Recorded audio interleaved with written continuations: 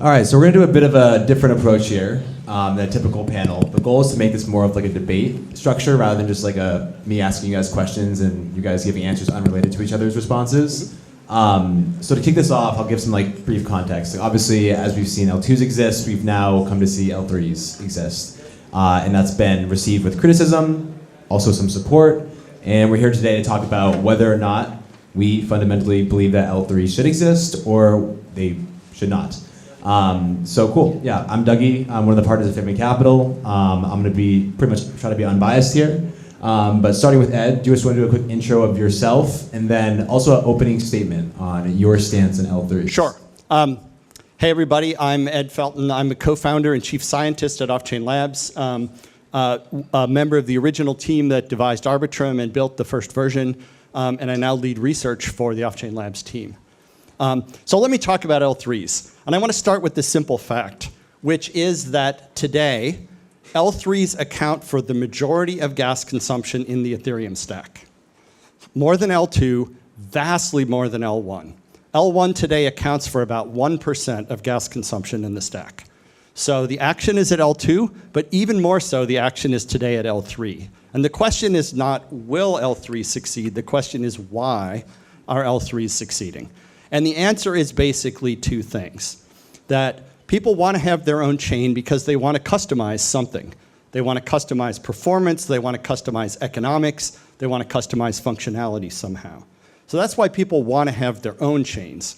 And as to why they want to make those chains L3s rather than L2s, it's a simple matter of cost. One of the largest components of cost in running an upper layer chain, let's call it, is the gas that you have to buy from your parent chain. And that's not just for data availability, it's for everything having to do with proving and cross-chain functionality, onboarding and offboarding. You pay for all of that in the gas of your parent chain. So instead of paying that in L1 gas, why not pay it in L2 gas, which is 2 orders of magnitude cheaper? It's simply the case that operating in L3 is much cheaper and offers the same degree of flexibility and customizability that you get for L2, and that's why the market is choosing L3s. All right, David. Intro of yourself, and then also your stance, which I assume will be somewhat of a rebuttal. So, hi everyone. I'm David G. I'm one of the Polygon co-founders. I'm one of the founders of the Hermes project back in 2021 or 20, something like that.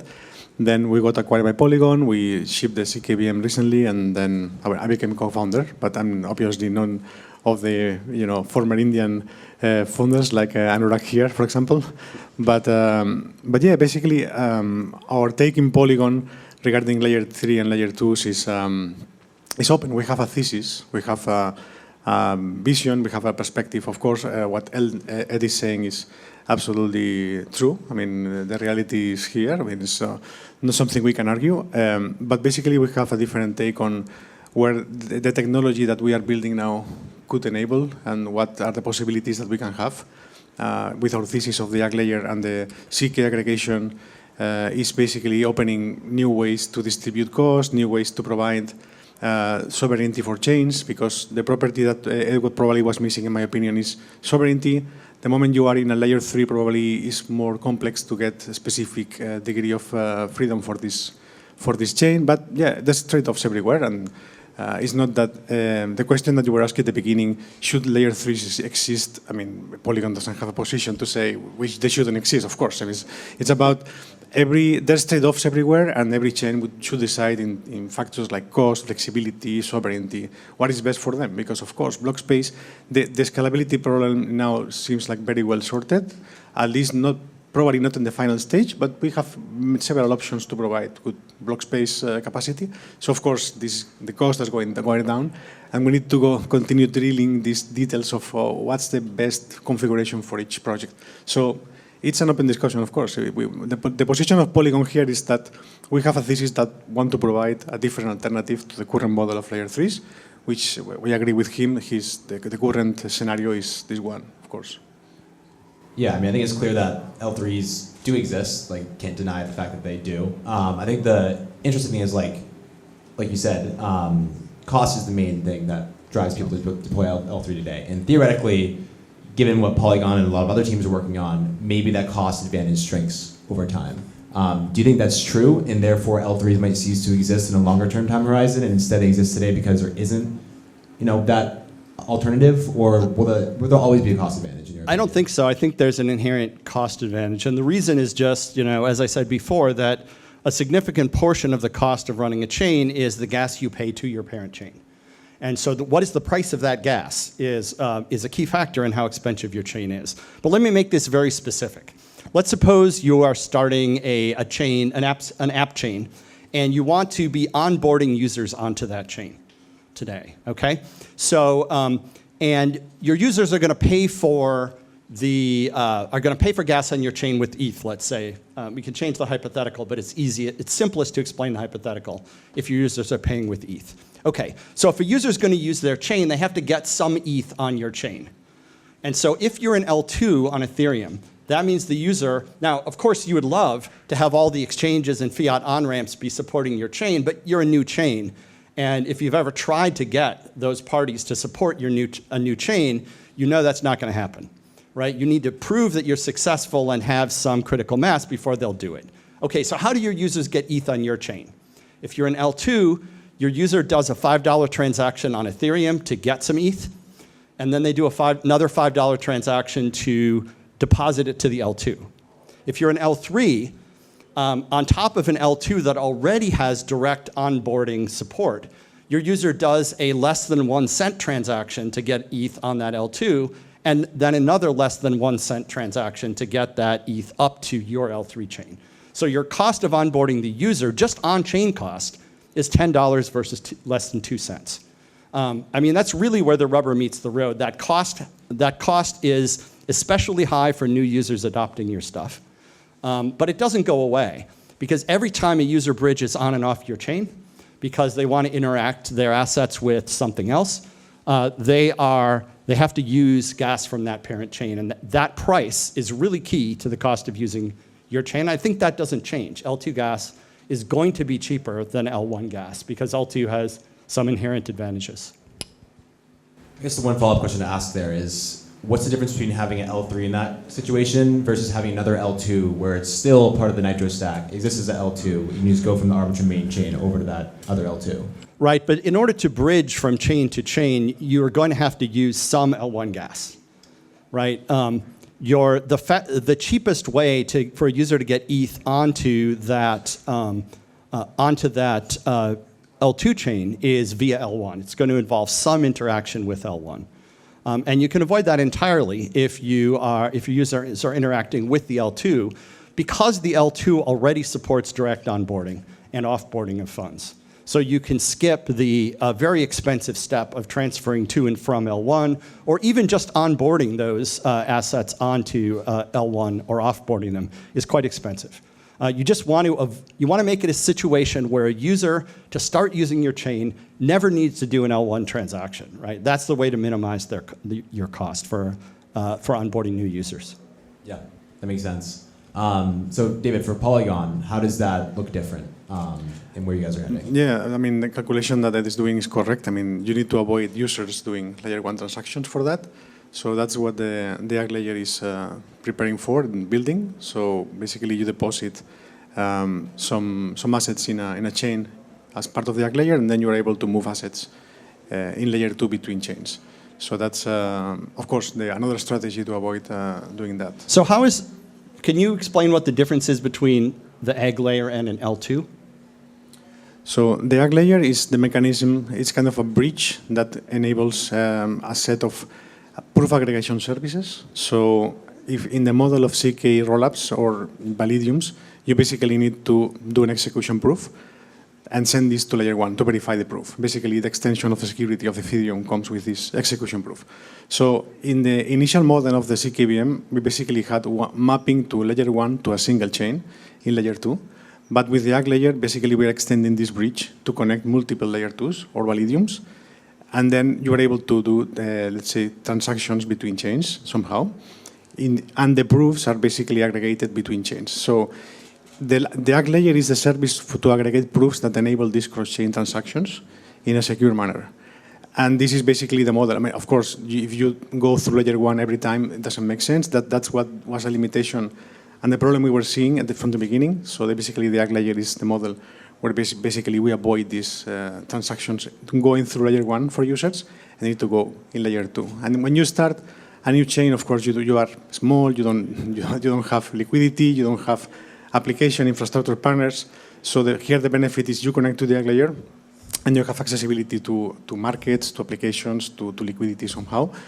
And it's not, you can spin off a new chain and connect to big opportunities to grow this chain since the beginning, no? So the proving mechanism proves that each of these chains executed according to its specified state transition function, right? But doesn't this require some trust between these chains that one chain believes the other chain's state transition function is well behaved? Yeah, exactly. This is why we recently announced the pessimistic proof, which is a mechanism where basically we are controlling the exchange of assets between chains. So basically, we cannot control from the ACK layer a specific chain internally. I mean, this chain can be rugging users. There's no way to avoid that. But what we can do is to control that a specific chain cannot create a security problem to other chains. That's what the pessimistic proof is. That will be shipped probably in this end of this summer. And this basically provides an accountability of assets that were minted in this chain or assets who were deposited in this chain. You cannot withdraw more assets than the ones who were deposited in this chain.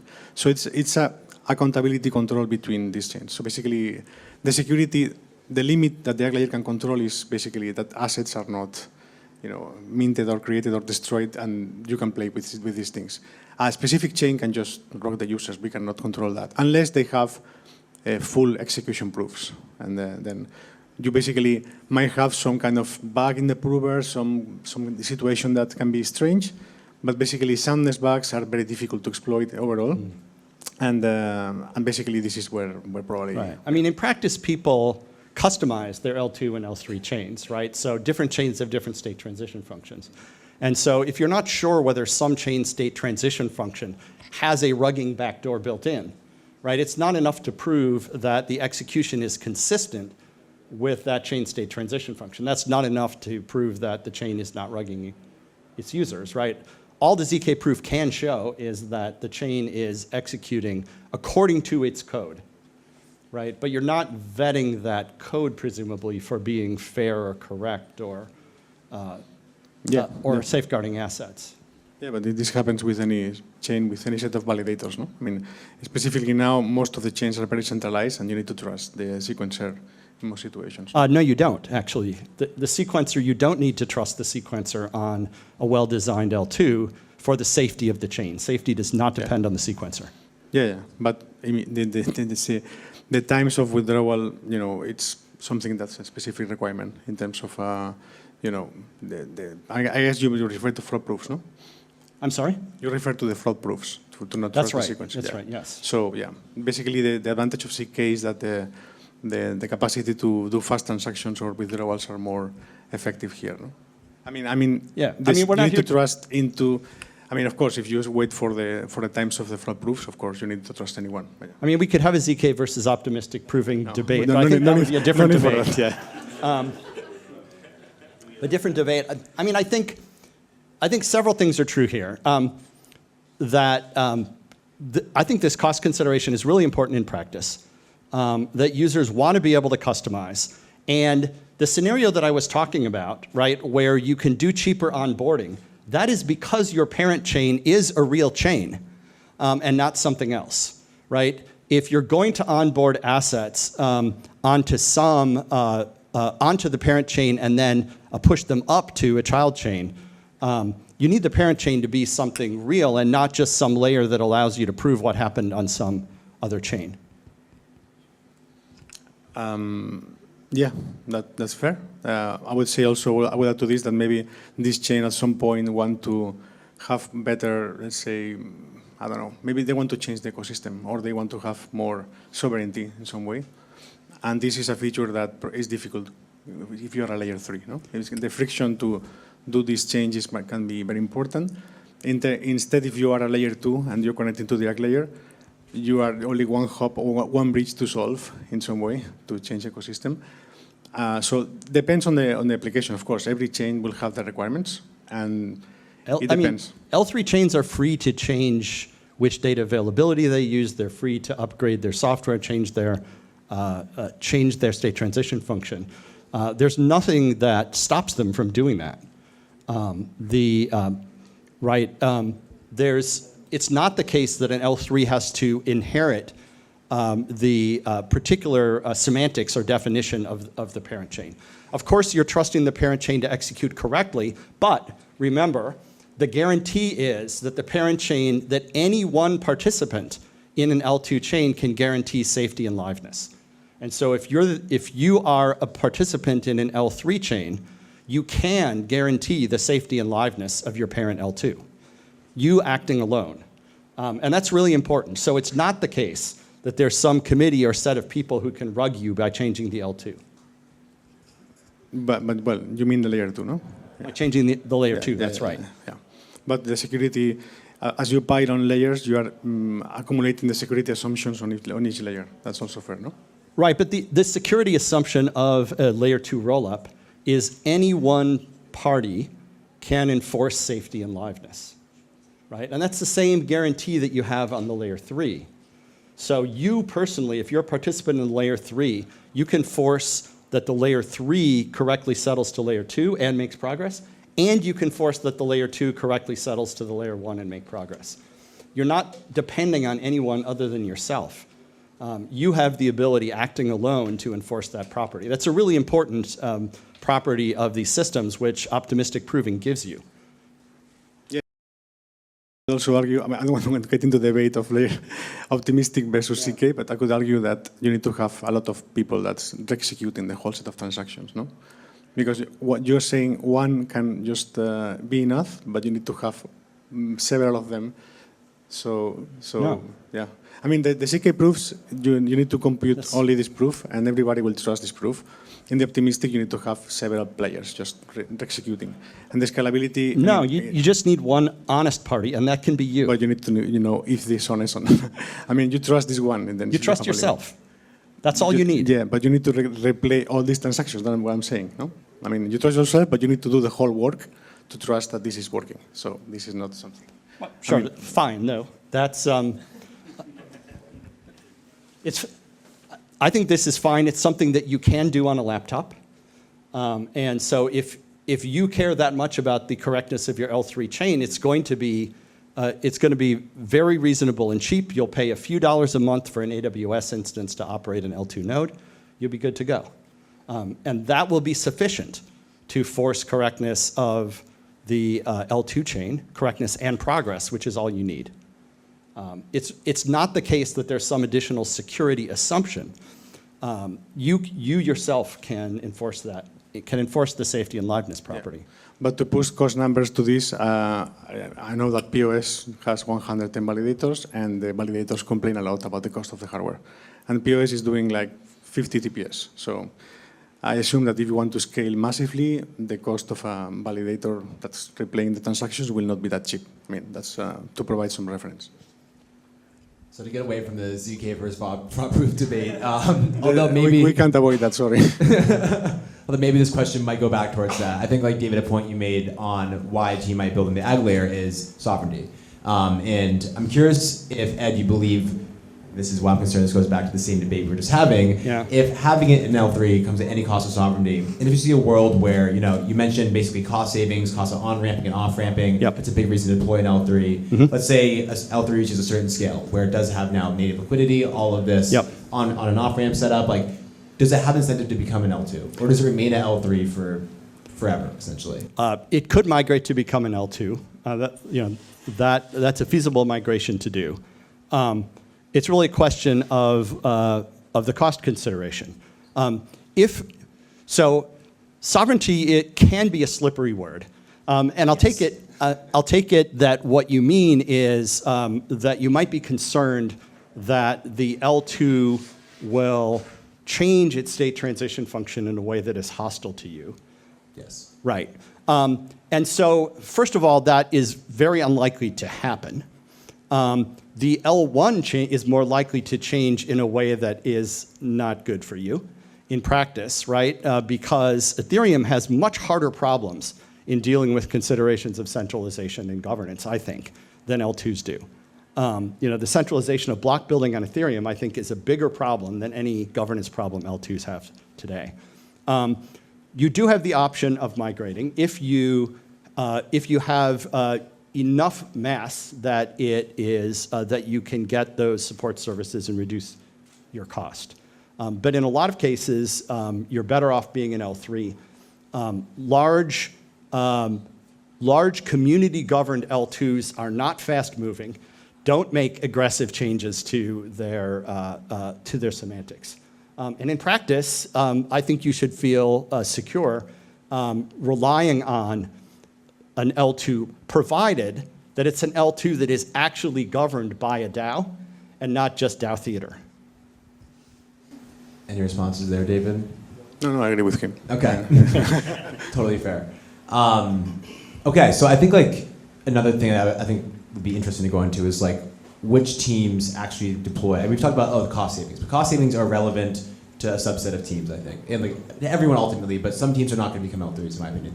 They want to have their own ecosystem. They want to have their own form of alignment, and maybe this L3s birthed on them. Like, which teams do you think are best suited to become L3s versus the ones that are just going to become L2s?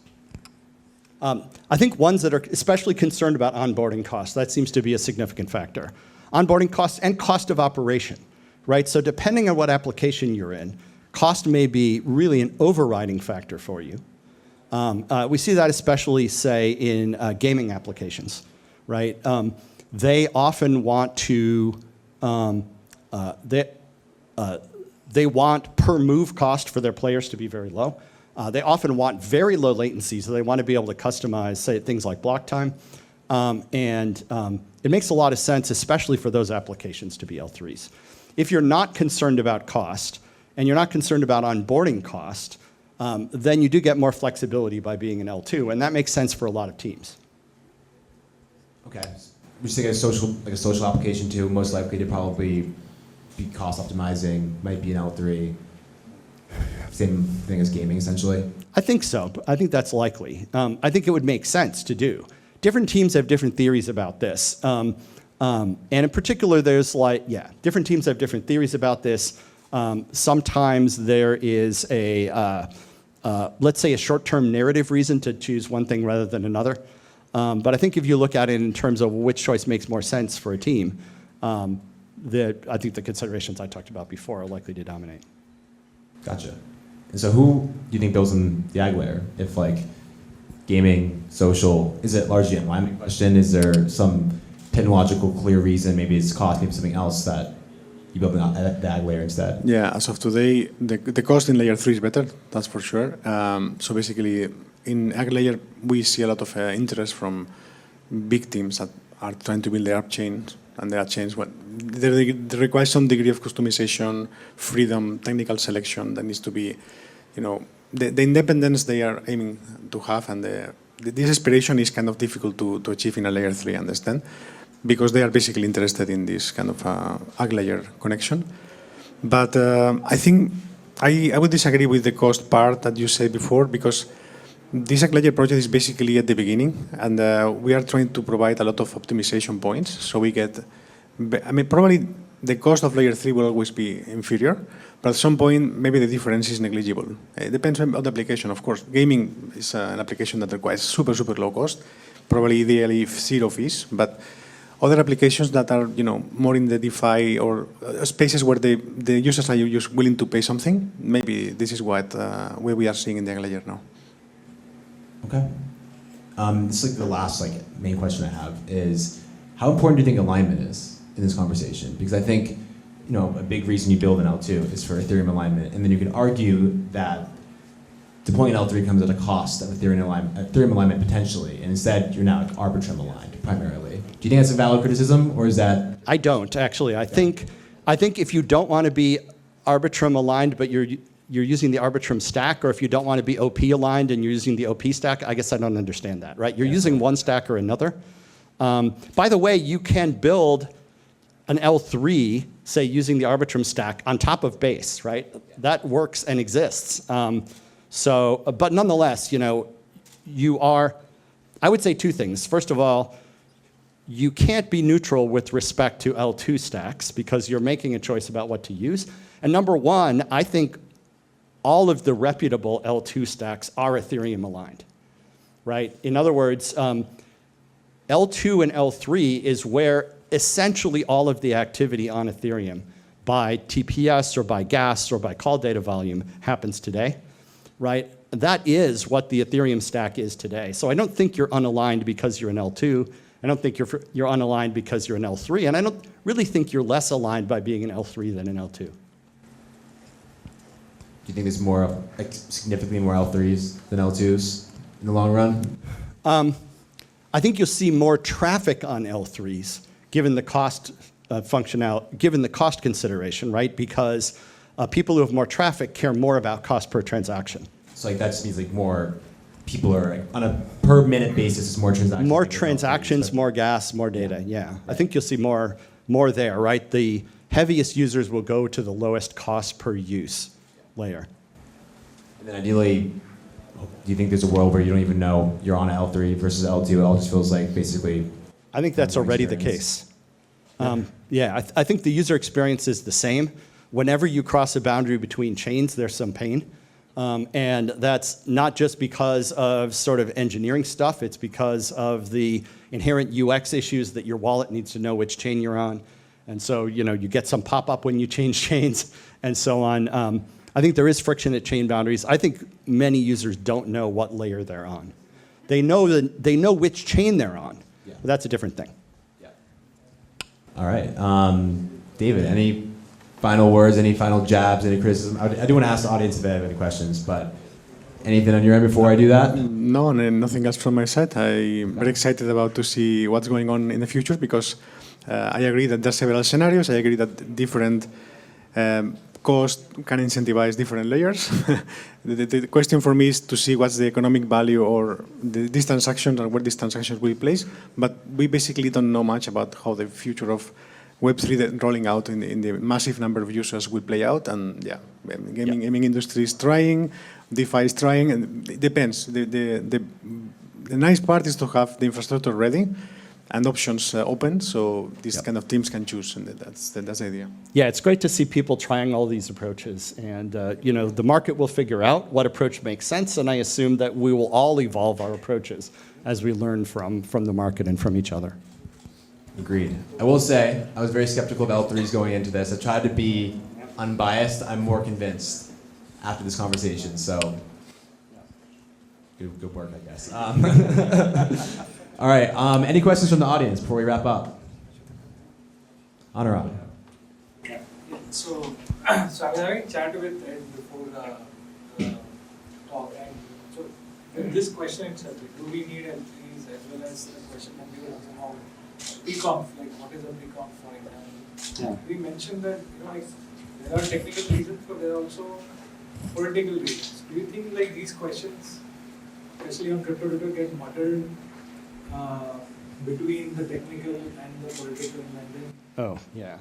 Yeah, no, I think it's, as your question suggested, on crypto Twitter, technical questions often turn into political discussions, and there's an awful lot of motivated reasoning in the technical discussions there. And I think it's unfortunate. It's hard to have a substantive technical conversation on Twitter. I guess that shouldn't be surprising, but I think we as a community should be able to do better than we do at that. So here. Yeah, hi, I have a question. So, yeah, thank you. So I see that Arbitrum always focuses a lot on like faster block times with like time boost coming up and all that. Do you think like an L3 on Arbitrum could even like push the boundaries further than like the current 250 millisecond block time? Like, do you think like Yes. an L3 can go further like a 10 millisecond block time, for example? So there are Arbitrum stack L3s that have 100 millisecond block times, so we know that's possible. 10 milliseconds would be really tough. And at some point, there's diminishing returns because you have network latency and other considerations, right? But certainly faster block times are not only possible, but actually do exist. And that's one of the reasons to launch your own chain, right? Independent of whether it's an L2 or L3, the ability to customize block time. But it's true that that Arbitrum design has focused a lot on reducing latencies, both for users, but also for arbitrageurs, which have really important market efficiency advantages. I would hesitate to suggest anyone should have a block time less than 100 milliseconds on the Arbitrum stack today, just because of diminishing returns. But it can and does happen that people have faster block times. Thank you.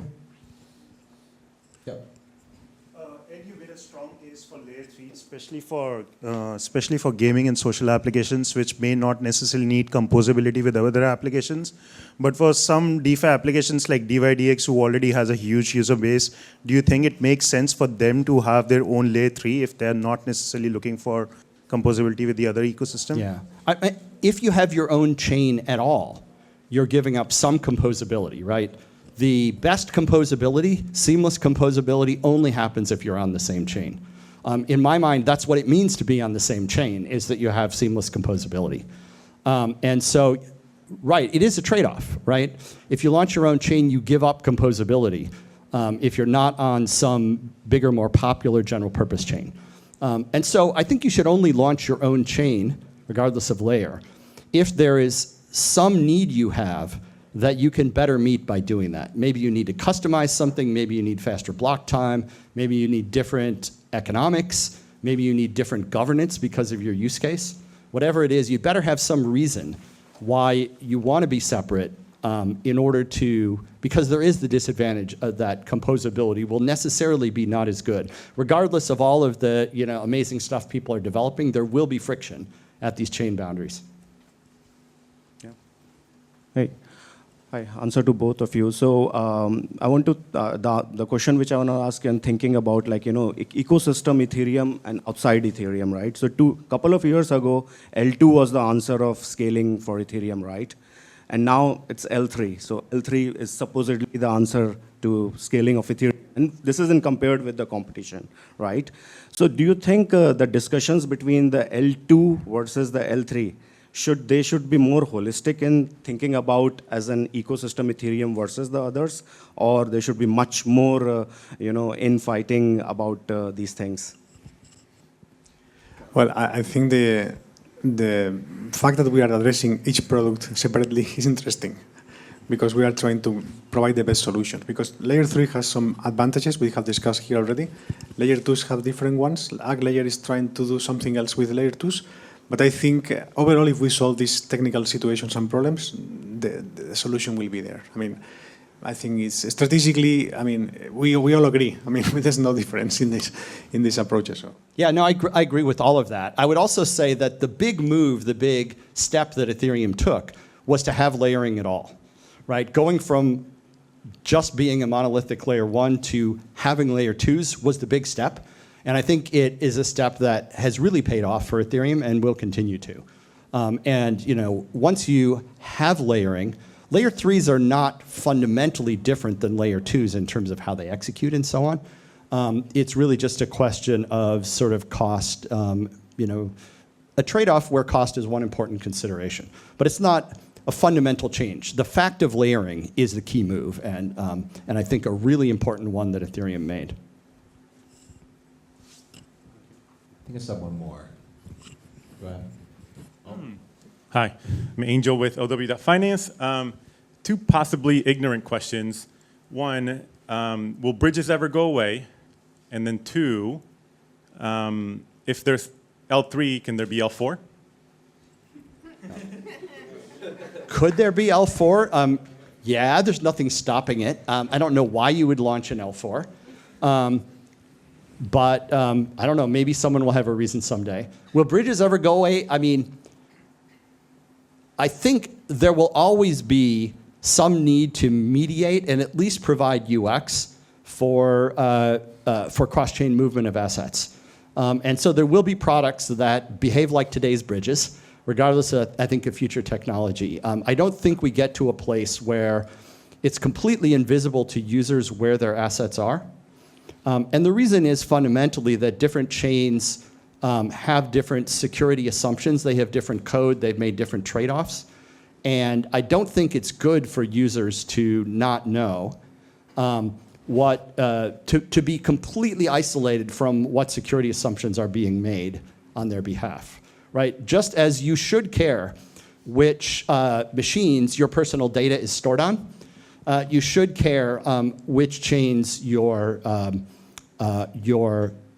assets or your state are entrusted to.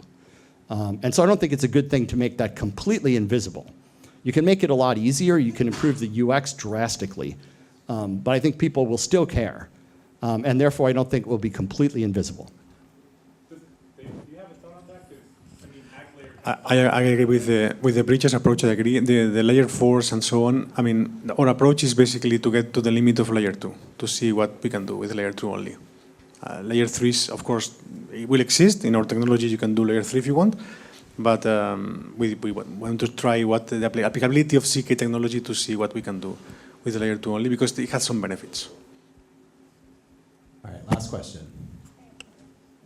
Hi everyone, I'm Yovela, the co-founder of Fiamma, a GK-proof verification network secured by Bitcoin via Babylon and BitVM2. And I have a question on, we know there are a lot of L3 that are beneficial for a lot of customization. However, would it exacerbate the fragmentation issue currently in Ethereum? And how would you improve the user onboarding process to ensure a really seamless user experience? And from what I've heard, it seems like David might not extend Egg layer to include layer 3. So what are some possible attempts in solving this issue? Thank you. There's always a decision for someone whether to introduce a new chain or whether to launch the thing they want as an application on an existing chain, right? There's a trade-off there, and a team making that decision has to take into account the network effect and composability they're giving up by starting their own chain, right? So I think teams should not do that lightly.